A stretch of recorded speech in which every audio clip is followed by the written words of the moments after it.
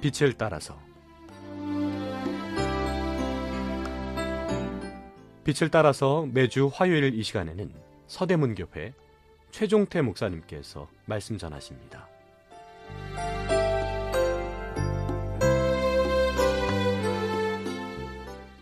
애청자 여러분, 안녕하십니까? 지난 시간에요, 시험에 대해 계속 상고해 보겠습니다. 이번 시간은 사람이 시험을 받을 때라는 주제로 은혜를 나누겠습니다.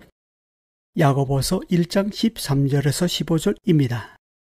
사람이 시험을 받을 때 내가 하나님께 시험을 받는다 하지 말지니 하나님은 악에게 시험을 받지도 아니하시고 친히 아무도 시험하지 아니하시느니라. 오직 각 사람이 시험을 받는 것은 자기 욕심에 끌려 미혹됨이니 욕심이 잉태한즉 죄를 낳고 죄가 장성한즉 사망을 낳느니라. 그리스도인은 성령 충만함을 받고도 종종 좌절할 때가 있습니다. 그 이유는 오늘 본문에 나온 두 가지 시험 때문입니다. 성도의 삶에서 겪게 되는 시험은 우연의 산물이 아닙니다. 모든 시험은 하나님의 계획 아래 있습니다. 바다를 항해할 때 바람과 파도가 없을 수 없는 것처럼 성도가 살아가는 인생의 행로에도 시험은 항상 따르기 마련입니다. 성경에서 말하는 시험은 두 종류입니다. 하나는 시련을 의미하고 다른 하나는 유혹을 의미합니다. 영어 표현으로는 테스트와 템프테이션으로 구분됩니다. 테스트, 즉 시련을 의미하는 시험은 신앙 성숙을 위해 하나님으로부터 주어집니다. 이것은 인내, 연단, 소망을 이루게 합니다. 하나님과의 관계를 강화시킵니다. 반면 템프테이션, 즉 유혹은 죄를 짓게 할 목적으로 사단으로부터 옵니다. 이것은 하나님과의 관계를 단절시키는 것은 물론 이웃과의 관계도 단절시키는 특징이 있습니다. 오늘 본문 13절 전반부에 보면 사람이 시험을 받을 때 내가 하나님께 시험을 받는다 하지 말지니 라고 나옵니다. 여기에서의 시험은 두 가지 시험 중에서 템프테이션, 즉 유혹을 뜻합니다. 사람이 시험을 받을 때라는 표현의 원어상 의미는 성도가 제 유혹을 받을 때입니다. 이 말씀은 곧 자기 욕심 때문에 사단의 유혹에 빠지거나 죄를 짓는 것을 가지고 그 책임을 하나님께 돌리지 말라는 의미입니다. 왜냐하면 하나님은 성도의 신앙 성숙을 목적으로 테스트는 하시지만 죄를 짓도록 유혹하지는 않으시기 때문입니다. 사단은 유혹이라는 도구를 사용하여 사람이 하나님께 불순종하도록 유도합니다. 생하에 벌레가 생깁니다. 조화에는 벌레가 생기지 않습니다. 이처럼 하나님의 생명을 소유한 그리스도인에게 사단은 여러 가지 유혹으로 찾아옵니다. 유혹은 성도로 하여금 죄짓게 해서 심륜에게 빠지게 하는 사단의 관계입니다. 사단의 관계는 때로는 죄를 범상하게 생각하도록 만듭니다. 죄 짓는 것을 대수롭지 않는 일로 여기게 만들고 합리적인 변명거리를 찾아내게 합니다. 또한 사단은 경건하고 거룩한 생활은 어렵다고 생각하게 합니다. 자기 나름대로 선을 정해놓고 이 정도면 괜찮다고 생각하게 합니다. 그래서 쉽게 죄와 타협합니다. 말씀이 기준이 되어야 하는데 자기 생각과 다른 사람들이 어떻게 생각하느냐를 기준으로 삼습니다. 사단은 다른 사람을 정죄하고 비판하게 하여 관계를 힘들게 합니다. 그래서 은혜와 평강을 빼앗아갑니다. 13절 후반절입니다. 하나님은 악에게 시험을 받지도 아니하시고 친히 아무도 시험하지 아니하시느니라. 이 말씀은 하나님은 악이 조금도 없으시기 때문에 악에게 유혹을 받을 일이 없다는 것입니다. 하나님은 어느 누구한테도 유혹받을 수도 없고 어느 누구도 유혹하지 않으십니다. 14절입니다. 오직 각 사람이 시험을 받는 것은 자기 욕심에 끌려 미혹됨이니 여기에 나온 시험 역시 템프테이션, 즉 유혹입니다. 이 말씀은 유혹의 근원을 말하고 있습니다.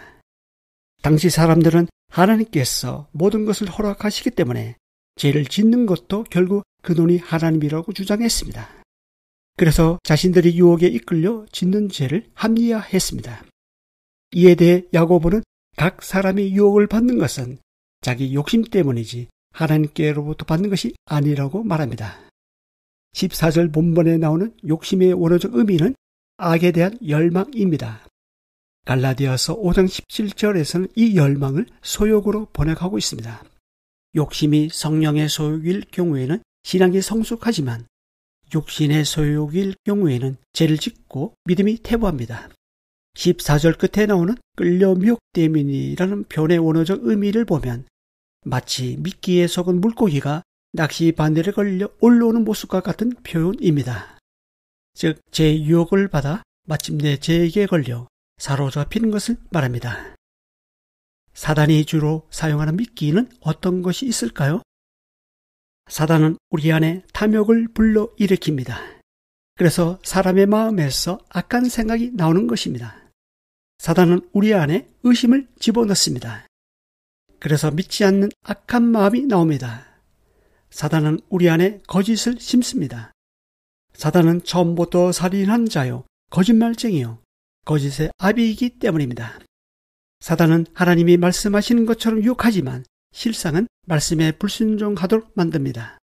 14절 말씀은 곧 모든 유혹은 자기 자신에게서 나오고 자기 욕심이 자극받으면 자기 의지와 합세하여 죄를 짓게 된다는 내용입니다. 우리 몸의 지체에는 죄의 통로 두 가지가 있습니다.